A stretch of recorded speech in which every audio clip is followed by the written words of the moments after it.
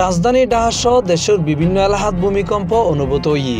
আবহাওয়া অধিদপ্তরের তথ্য অনুযায়ী ভূমিকম্পের মাত্রা আছিল 5.7 এবং এর কেন্দ্রস্থল নরসিংদীর মাদাবদী। ঢাকাতন এর দূরত্ব মাত্র 13 কিলোমিটার।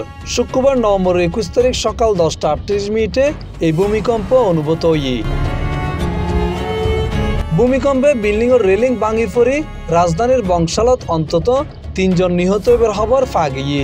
শুক্রবার সকাল 11:15টার দিকে বিভিন্ন গণমাধ্যমত এই তথ্য নিশ্চিত করছে বংশাল থানার ওসি রফিকুল ইসলাম।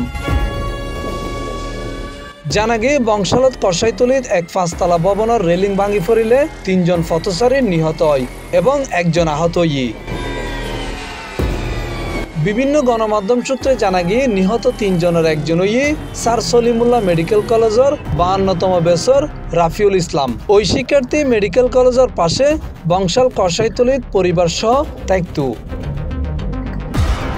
প্রত্যক্ষদর্শীরা জানা গিয়ে ভূমিকম্পের সময় হঠাৎ 5তলা একখান ভবনের রেলিং ধসে পড়ে। এই সময় মাল লগে বাজার ঘরের রাফিউল ভবনগানোর একখান ইট তার মাথাত পড়িলে ঘটনাস্থলে মারা যায় তিনি। তবে বাকি 2 জনের পরিচয় এখনো শনাক্ত করা নজা।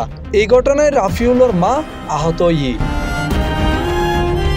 তবে দীর্ঘদিন পর এলে শক্তিশালী ভূমিকম্পে বড় ধরনের ভবন ধসিবের ঘটনা নইল দেশের বিভিন্ন জায়গায় বহু ভবন বাড়িঘর ও বিভিন্ন স্থাপনায় ফাটল দেখা গিয়ে। এ কারণে আতঙ্ক ছড়াই পড়ছে সাধারণ মানুষের মধ্যে।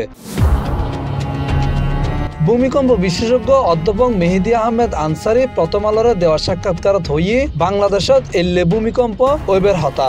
রিক্টার স্কেলে 6 মাত্রার ভূমিকম্প হইলে ব্যাগিন ভাঙি পরিবের আশঙ্কা আছে। বড় ভূমিকম্প ব্যাগিন 150 বছর পর ফিরিয়ে আইবের আশঙ্কা থাকে। ইন্দিত্তর 7 মাত্রার ভূমিকম্প ফেরত আইবের সময় গিয়ে।